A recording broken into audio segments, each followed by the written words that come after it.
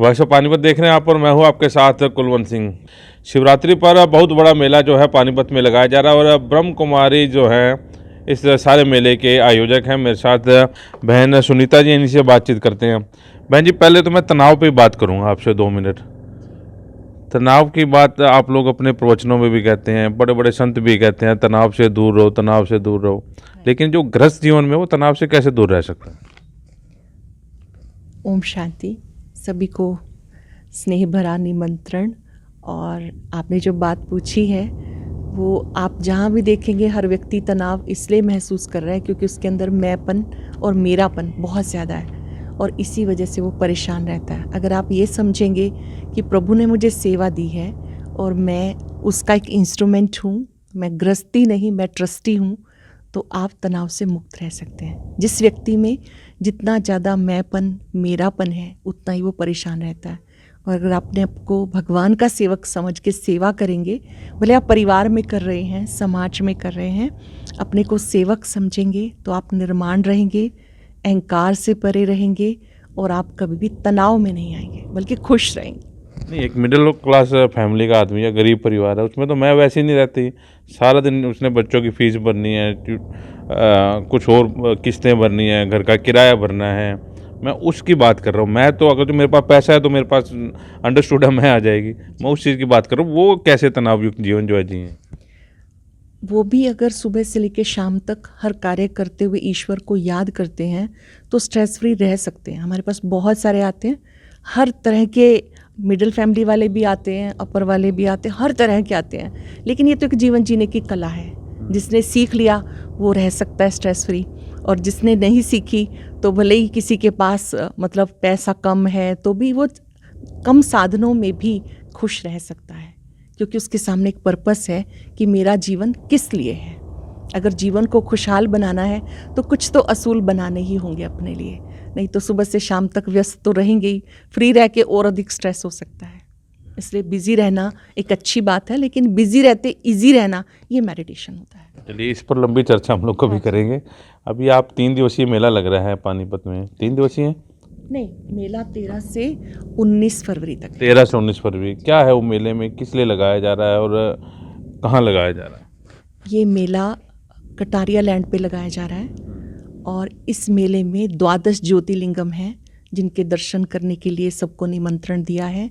अमरनाथ की गुफा है, कुंभकर्ण का लाइव शो है और साथ साथ व्यसन मुक्ति प्रदर्शनी है। जैसे हमारे देश में जो युवा पीढ़ी है वो बहुत ज़्यादा व्यसनों के अधीन हो रही है, तो उससे मुक्त होने के लिए प्रदर्शनी भी रखी है, राजयोग शिविर भी रखा है। और उसमें 16 तारीख का जो दिन है वो बहुत विशेष रहेगा। 16 फरवरी को खुशियों का महाकुंभ ये विषय रहेगा और उसमें हमारे बीच में बाहर से भी संत पहुंच रहे हैं। जैसे स्वामी परमानंद जी हैं जो कटनी से आ रहे हैं, ऐसे ही स्वामी दयानंद सरस्वती जी हैं, आदरणीय बड़ी दीदी सरला दीदी जी हैं, भाई साहब हैं, डॉक्टर दामिनी जी हैं जो अहमदाबाद से आ रही हैं। तो वो बहन जी विशेष रूप से शिविर कराने के लिए आ रही हैं कि जैसे सब लोग मेला देखेंगे तो उसके बाद वो क्या चीज़ें सीखें जिससे अपने घर में रहते भी वो खुश रह सकते हैं। तो वो 3 दिन का मेडिटेशन रहेगा, सुबह 7 से 8 और शाम को 4 से 5, ये वहीं पर ही चलेगा। तो मैं चाहूँगी कि आप भी आएँ और बाकी सब भी जो भी इस मेले को देखने के लिए आएंगे तो उनको एक अच्छा मार्ग मिलेगा। कुंभकर्ण वाला शो क्या है, इसमें क्या देखने को मिलेगा? उसमें यह है कि आजकल मनुष्य ना कुंभकर्ण की नींद में सो रहा है, अज्ञान नींद में। तो उसको जब जगाते हैं तो वही कहता है कि अभी तो बहुत वक्त है, फिर कर लेंगे, फिर कर लेंगे। तो उसमें इस तरह से एक छोटी सी नाटिका है कि जिसमें ये दिखाया है कि मनुष्य जागो, अज्ञान नींद को छोड़ो, अपने लिए वक्त निकालो।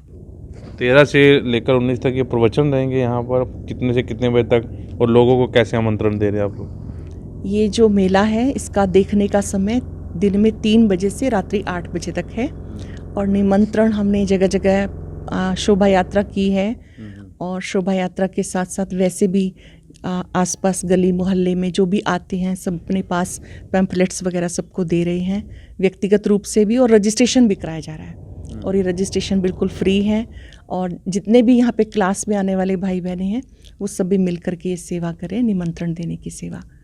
बाकी आप मैसेज दे रहे हैं सबको, वॉइस ऑफ पानीपत तो सभी देखते हैं, सभी सुनते हैं, हम सब भी देखते हैं कि आज आप कहाँ हैं, आज हमारे शहर में क्या हो रहा है। तो इस तरह से प्रचार किया जा रहा है। और 27 फुट ऊंचा शिवलिंग मैं देख रहा हूँ, ये क्या 27 फुट ऊंचा क्या रहेगा? इसमें जो शिवलिंग है उसमें परमात्मा शिव की स्मृति के लिए, क्योंकि ये द्वादश शिवलिंग जो है परमात्मा शिव के यादगार में ही बने हुए हैं, और शिवरात्रि पर सभी परमात्मा शिव से मिलन मनाएं, तो उस हिसाब से सबके दर्शन के लिए बहुत बड़ा ये शिवलिंग बनाया गया है, जहाँ पर बैठ कर के वो चाहेंगे तो कुछ अपना चित्र भी ले सकते हैं।